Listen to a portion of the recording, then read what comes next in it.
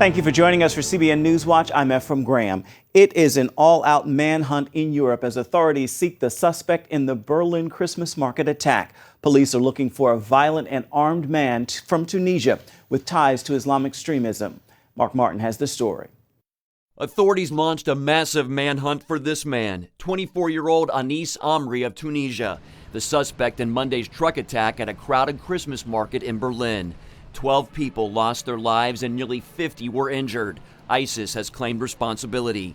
President-elect Donald Trump condemned the attack after a top-secret security briefing, saying he's been right all along about the danger from certain immigrants. It's not an attack on humanity. That's what it is. It's an attack on humanity. And it's got to be stopped. Amri came to Germany under its open-door policy in 2015 seeking asylum. But investigators say Amri is a convicted criminal and German terror officials have had their eye on him for some time. German leaders tried to deny Amri asylum because of concerns about his ties to radical Islamists and allegations involving petty crime. But they were unable to deport him because he lacked the documents to prove he was Tunisian. Protesters in Berlin say the attack is the result of the German government's immigration policy. Critics accusing German Chancellor Angela Merkel of allowing in hundreds of thousands of asylum seekers, allegedly without being properly vetted. This protester holds up a sign that reads, "Merkel has to go." He refers to European victims of terror, saying, "How many people does it have to be? 100, 200, 1,000? Meanwhile, leaders in Berlin are opening up Christmas markets once again under heavy security, encouraging people to get back to normal. These visitors say they don't want to let the terrorist win. If everyone stays away, they're winning. Mark Martin, CBN News.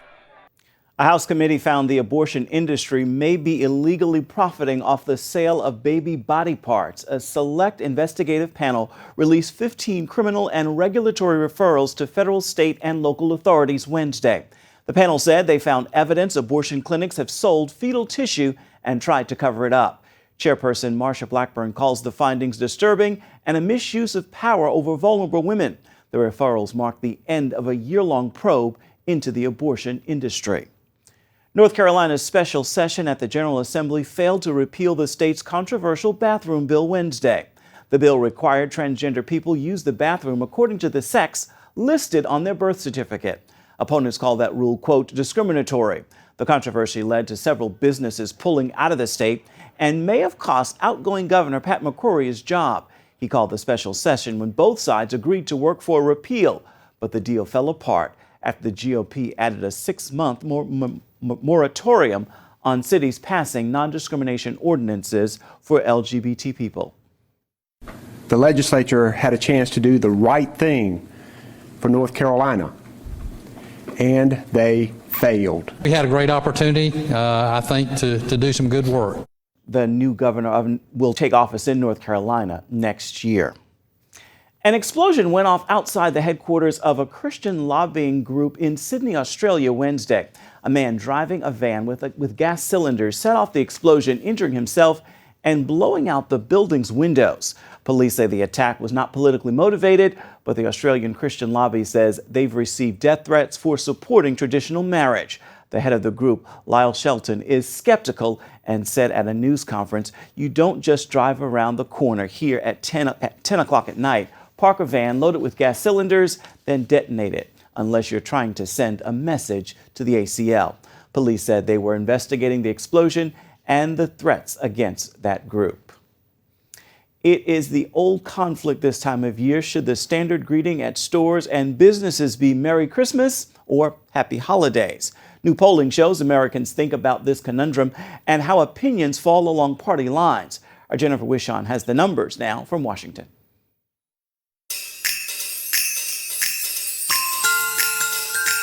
Merry Christmas! Happy Holidays! Polling shows Americans are split right down the middle when it comes to which greeting is appropriate. Half the country is saying we should plant our flag and sort of call it Christmas and say Merry Christmas and kind of hang on to the explicitly Christian part of the holiday. And half the country saying, well, even if most of us are Christian, we should kind of have our rhetoric match the changing reality, and out of respect for pluralism, we should just it's okay. We'll say happy holidays. Jones and his team at the Public Religious Research Institute also broke it down along political lines. 66% of Democrats say happy holidays is better, 67% of Republicans prefer Merry Christmas, and 48% of independents agree with Republicans. Nearly 90% of Americans say that they celebrate Christmas, but not everyone sees this as a religious holiday necessarily. About 40% of the country says it's a very religious holiday for them. Another 30% of the country says it's a somewhat religious holiday, and then about a third of the country says they celebrate it, but it's not really a religious holiday for them. And then you also broke that down along political lines too. Yeah, again, it's pretty similar that like Republicans are twice as likely as Democrats, for example, to say that the holiday is a very religious holiday for them. Well, we know that Christmas is a time when families are getting together, oftentimes family members who don't share each other's political ideas. Are we seeing that families are trying to avoid each other this time of year? Yeah. Very, very few Americans. Only 5% of Americans, in fact, said they were actually changing their plans to avoid, the uncle that they knew they would have a fight with. What about social media? Who's getting unfriended out there? It turns out that more than 1 in 10 Americans say they had blocked or unfriended a close friend or family member over the election, but it's uneven when we look underneath that. The real split is over gender and partisanship. So even though like 13% of Americans say they did this, 30% of Democratic women say they have blocked or unfriended someone. The word holiday is derived from holy day, and the Christmas holiday marks the holy day when Christ was born. I'm Jennifer Wishon. For all of us here at CBN News in Washington, Merry Christmas. A Pulitzer Prize-winning play hits the big screen Christmas Day. Denzel Washington and Viola Davis star in Fences. It is the first play from the late and legendary playwright August Wilson to be brought to the big screen. I had the chance to sit down with some of the cast members in Los Angeles last week. Could you say you felt August's presence on the set? Well, the interesting thing is we paid absolute respect for August. Before we started shooting, we came together, we went to his gravesite, and we said a prayer. And we asked that God would help us and that August would overlook what we were doing and guide us. Denzel Washington and Viola Davis are both nominated for Golden Globe Awards for their performances in this film. Fences will be released on Christmas Day. Coming up, he's the fact behind the fiction, the man behind the myth. Meet the real-life saint that spawned the legend of Santa Claus.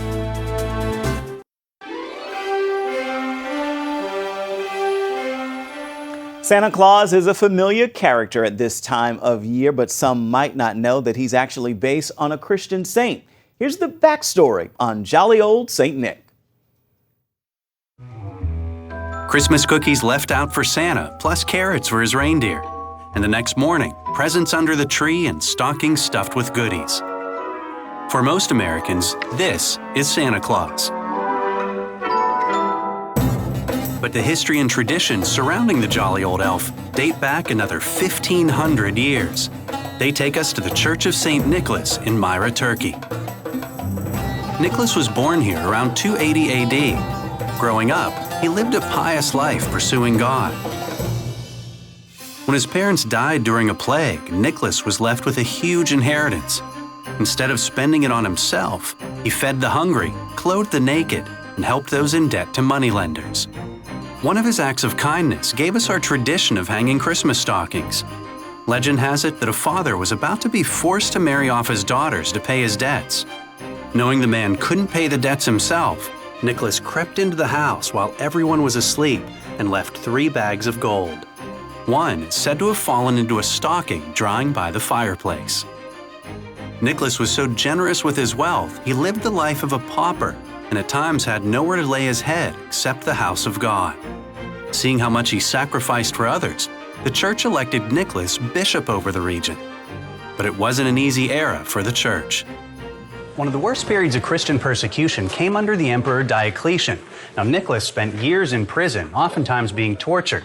This was also when Constantine was fighting for control of this region and had his famous dream vision of the Chi-Rho symbol and the words, "In this sign you shall conquer." Now, when Constantine won the day, Christian persecution ended and Nicholas was free.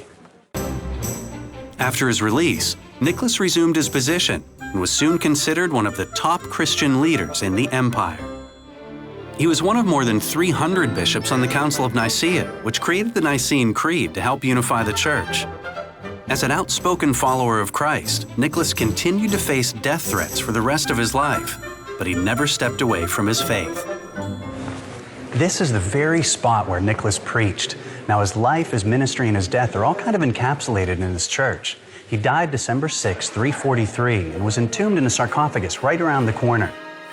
Over the centuries, many traditions were associated with St. Nicholas, but it was the act of giving gifts on the anniversary of his early December death that became the most popular. In Nicholas's day, people believed that angels wrote names down in the Book of Life. That transitioned into elves, keeping a record of the naughty and nice. Around the world, there are many different images of Father Christmas, from Père Noël in France to the German gift giver, Sinterklaas, who rides a donkey. Countries such as Norway and Sweden didn't have many horses or donkeys, so Nicholas got around riding a reindeer. And the 8 tiny reindeer we've all heard about? Well, that was Clement Moore's creation in his 1823 poem, A Visit from St. Nick, or 'Twas the Night Before Christmas. And just like the belief that Jesus and the saints will return to earth from a celestial city, the New Jerusalem became St. Nicholas's home and workshop at the North Pole. So many of our Christmas traditions find their origins in the Bible and with this pious saint. But what can we learn from St. Nicholas? Well, for one, we need to remember that no matter how difficult our lives become, we should stay focused first on God, like Nicholas did. And of course, the most obvious lesson is that it's better to give than to receive. After all, that's the way Nicholas lived his life, based on the example set by Jesus Christ.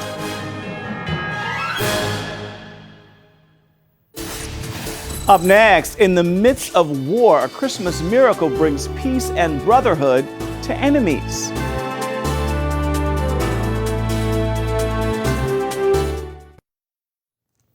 Today, we'll take you back in time to the year 1914 in Belgium. That's when the spirit of Christmas overcame the bitter conflict of World War I. Enemies became friends for 48 hours along a 27-mile stretch of the Western Front. Here's John Jessup. To the glory of God. Each year, Andrew Hamilton lays a wreath at the World War I monument in his small English village, a tribute to the grandfather he barely knew. What do you remember of him? I just remember an old man who shouted a lot because he was deaf, and he lost his hearing really during the First World War. So he was really quite frightening. And then when I read his diaries, I was amazed, I suppose, at the life that he'd been involved in. This one is the original one, which he would have kept in his top pocket. As Hamilton writes in his book, Meet at Dawn Unarmed, his grandfather, Captain Robert Hamilton, kept diaries from 1913 to 1950. Most years were fairly mundane, with one remarkable exception, 1914. Wednesday the 5th of August, wire to mobilize at 5:30 a.m. Hamilton was part of the initial wave of British troops in what came to be known as the First World War. The general consensus at the time was the fighting would be over by Christmas. Just one day earlier, German troops had invaded Belgium, and then England joined the fight. Ironically, the leaders of the opposing sides were first cousins, Germany's Kaiser Wilhelm II and King George V of England. Caught in the middle, the tiny country of Belgium.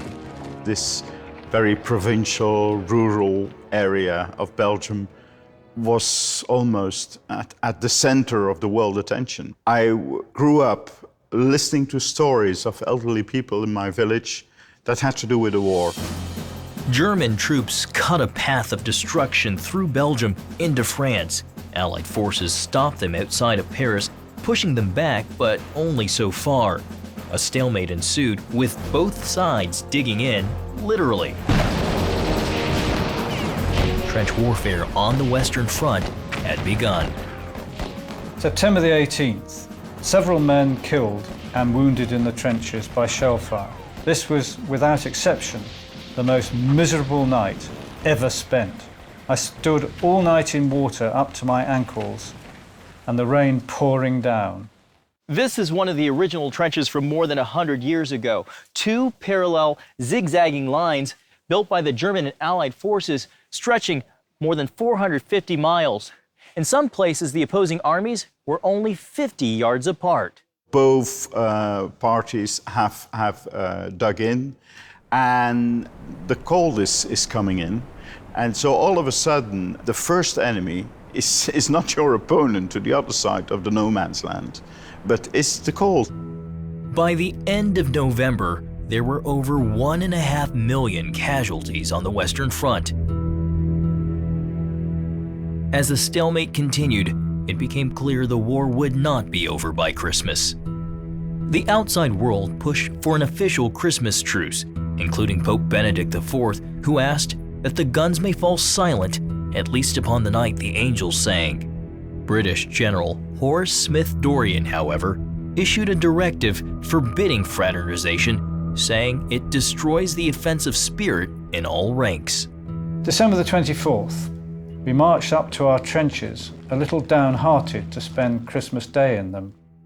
Artist Bruce Bairnsfather was machine gun officer in Captain Hamilton's Royal Warwickshire Regiment. He recounted his war experiences in the book Bullets and Billets. I remember at the time being very down on my luck about this, as everything in the nature of Christmas Day festivities was obviously knocked on the head. But the Germans didn't let war stop their celebration. They displayed Christmas trees in their trenches, and on December 23rd, held a church service in a bombed-out sugar refinery. School teacher Kurt Zemisch served in the 134th Saxon Regiment. Like Hamilton, he kept a diary during the war. We sang the song, "This is the day that the Lord has made." The celebration moved many to tears.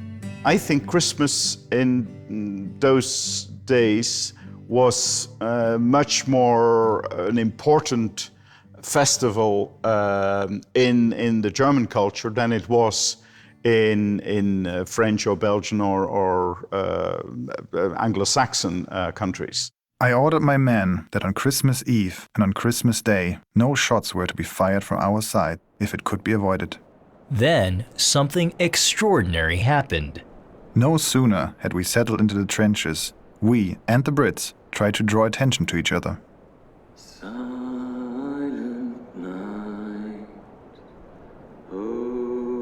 The spirit of Christmas began to permeate us all, and we tried to plot ways and means of making the next day, Christmas, different in some way to others. An Englishman called over to our trenches, "I wish you a Merry Christmas and a Happy New Year." To which I replied to him and his comrades, "Thank you very much. I wish the same to you." After months of vindictive sniping and shelling, this little episode came as an invigorating tonic and a welcome relief to the daily monotony of antagonism. On Christmas morning, I woke very early.